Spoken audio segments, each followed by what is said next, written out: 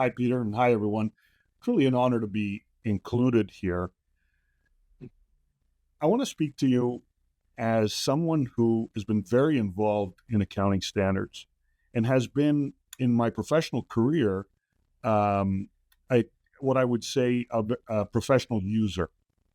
And I say that because somewhere 25, 30 years ago, I got involved as a forensic accountant and then evolved to create a business called Veritas Investment Research.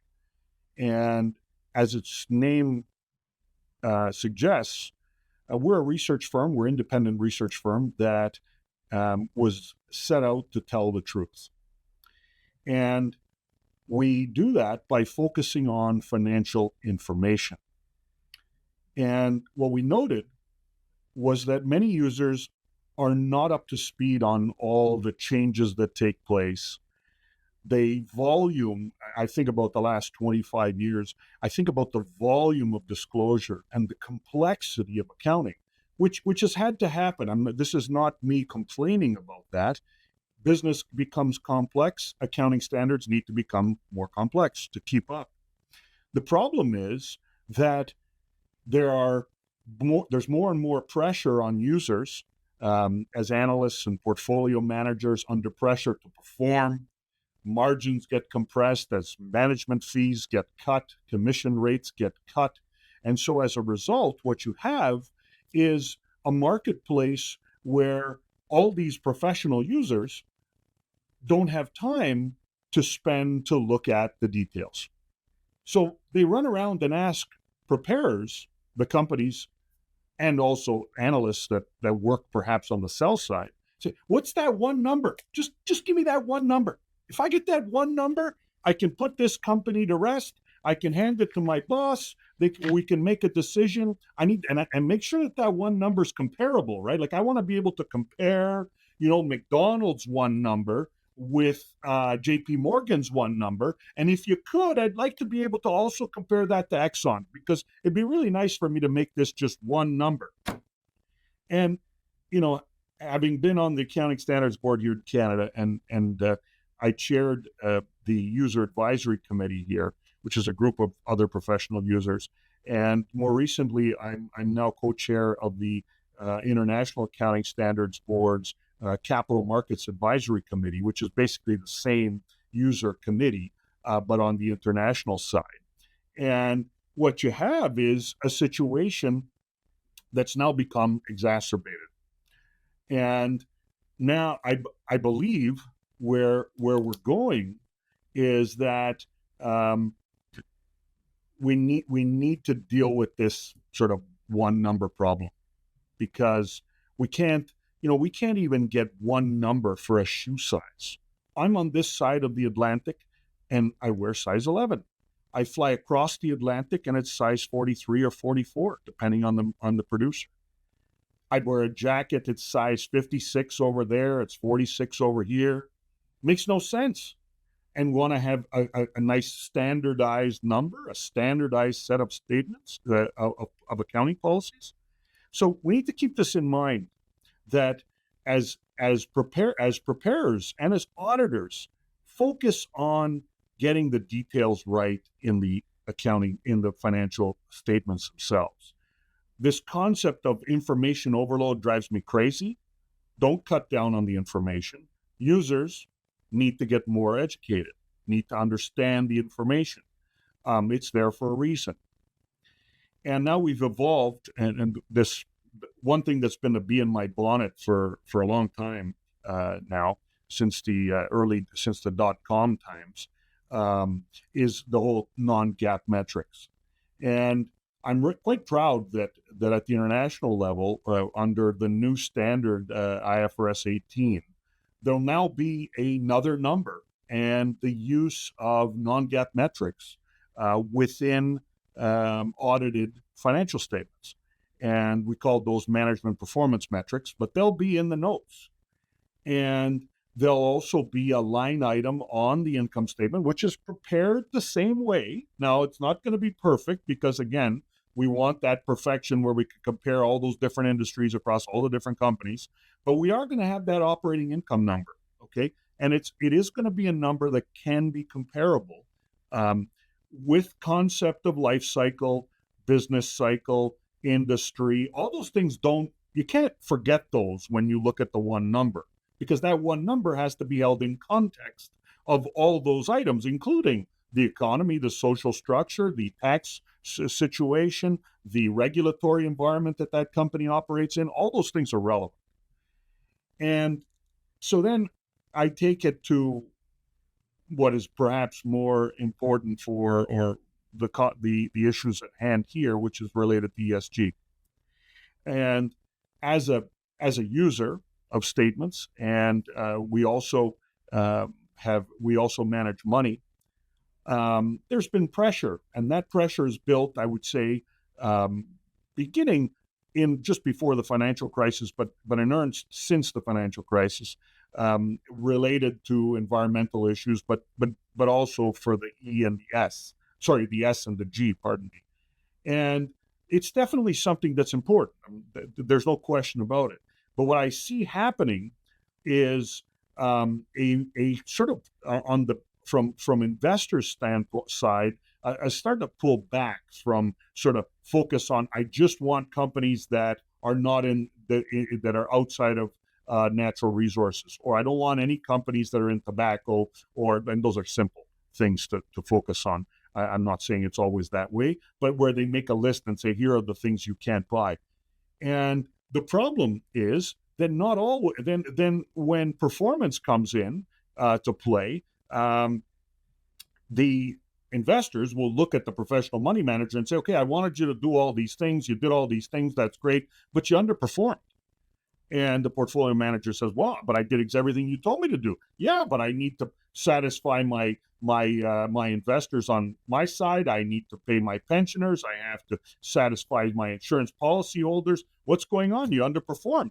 And I think as we move forward, it's that recognition that, you know what, it can't be a yes or no just because this company is in the oil and gas industry, as in is producing carbon. Does that mean it's not ESG friendly? And this is where my hope that under the international sustainability standards that have come out, there'll be a recognition of that. And again, it's going to be difficult. There'll be a transition, and it's going to depend on enforcement, because companies can, essentially the standards are there, but whether they get implemented, let's call it properly, if you hate that word though, is going to depend on the auditors stepping in. We're going to talk about that, and of course the regulators enforcing. And so, if I take the E of ESG, that one sort of makes sense, and we can wrap our head around it.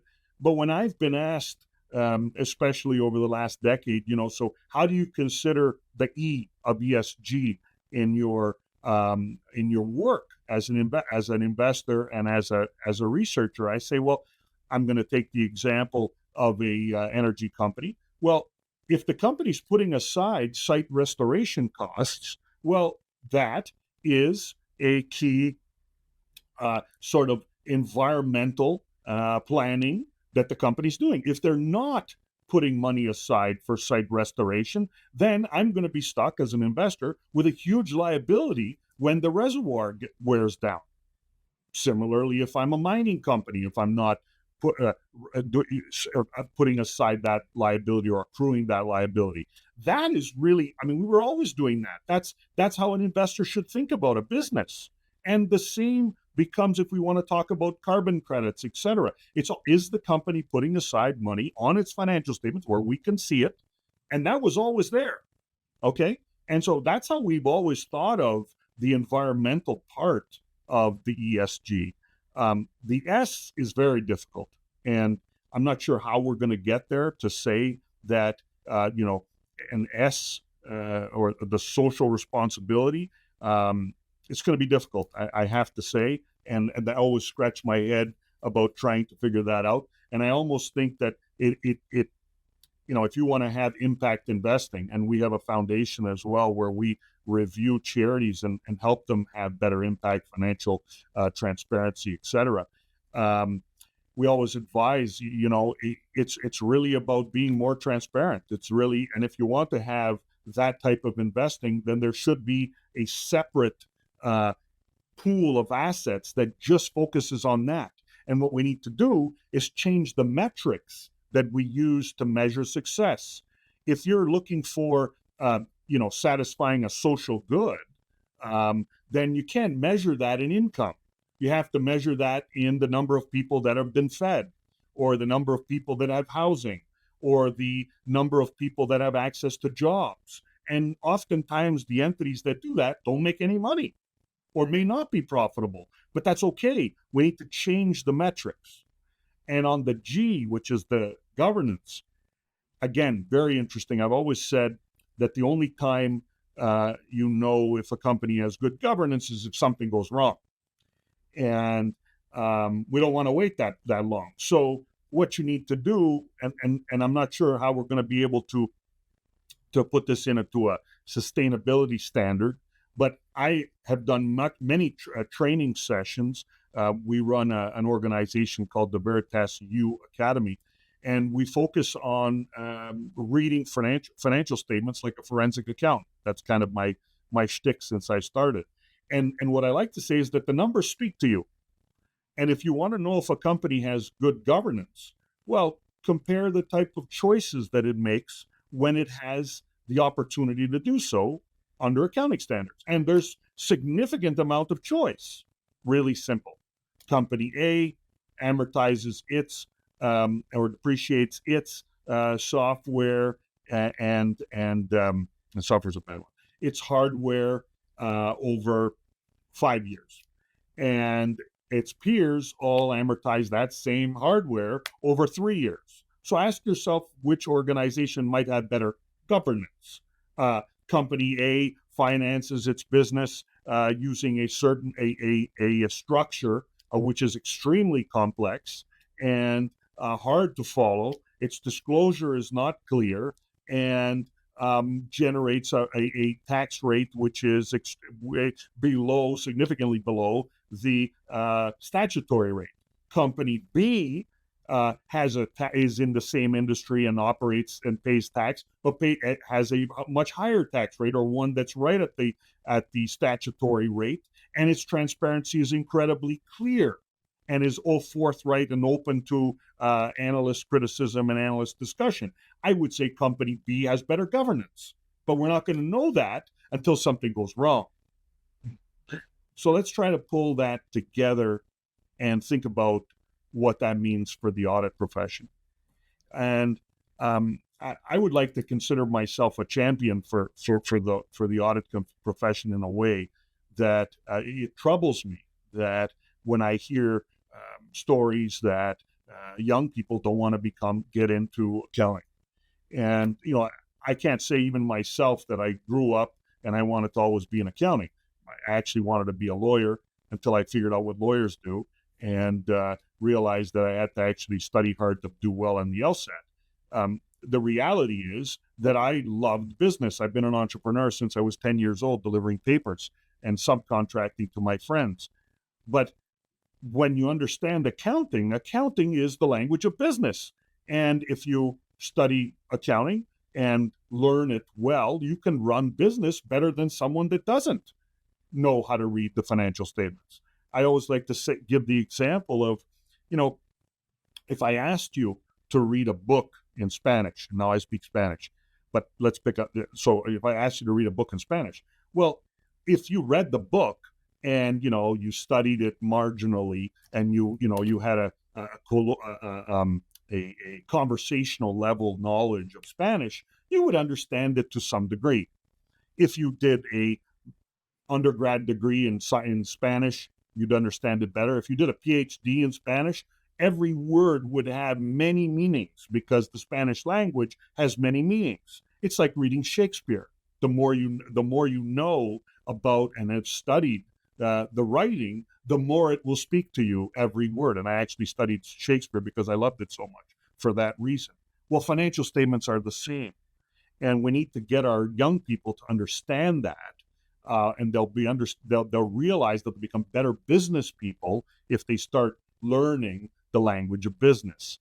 Now, as auditors, we need to focus on that. We need to stop thinking and telling and and promoting to our young people that it's all about compliance and, oh, you're going to work hard. I don't know the lawyers work hard. I mean, if you talk to doctors and what it's like to become a doctor, how about an actuary?